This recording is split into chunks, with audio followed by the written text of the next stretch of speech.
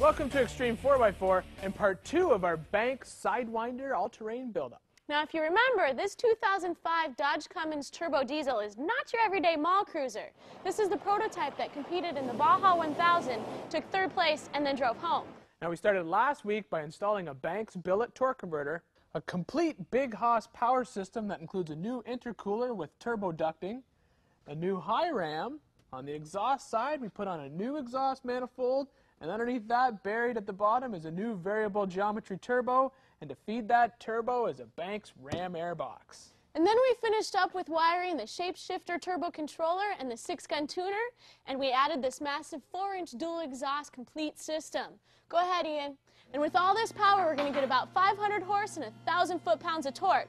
But this truck is nowhere near being Baja yet. We're still going to address the suspension, wheels and tires, and then we got this cool little PDA that we're going to talk about. Now, this truck has already undergone some serious modifications in order to be called a Sidewinder all-terrain.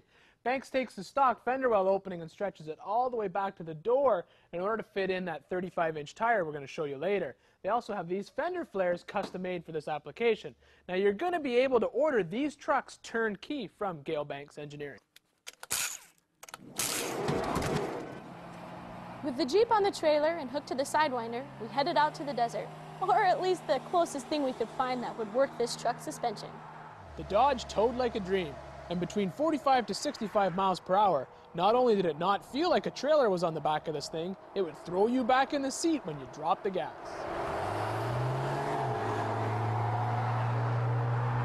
Remember that cool little power PDA included in the Big Hoss bundle we talked about to control the turbo?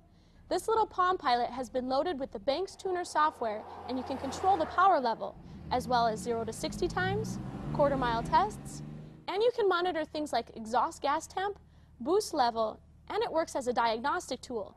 Plus, this thing still functions as a normal Palm Pilot. We got to the trails and found a big open field that offered us the ability to test this truck's suspension at high speeds over uneven terrain. The coarse suspension allowed the truck to tear across this field at speeds in excess of 70 miles per hour while still allowing us total control. Now you gotta remember, this truck is worth about 65 grand, so we'd be fools to take it out and just beat the crap out of it. You wouldn't do that if it were yours. But to be able to use this truck still as a daily driver and a tow rig, and then have some fun with it ripping around, is what makes this truck worth every penny. When you drop the front end of this truck off a good obstacle, you can really see that suspension droop we talked about before. And the Banks power had this truck tearing through the dirt like no other. You know what I really like about this Sidewinder? It's got the power when it needs it, handles when it needs it. This thing's awesome. That's right. This thing isn't a mud bogger, it's not a hill climber, and it's not a rock crawler. It's meant to go fast over serious terrain, and it does that with ease. My turn. Okay.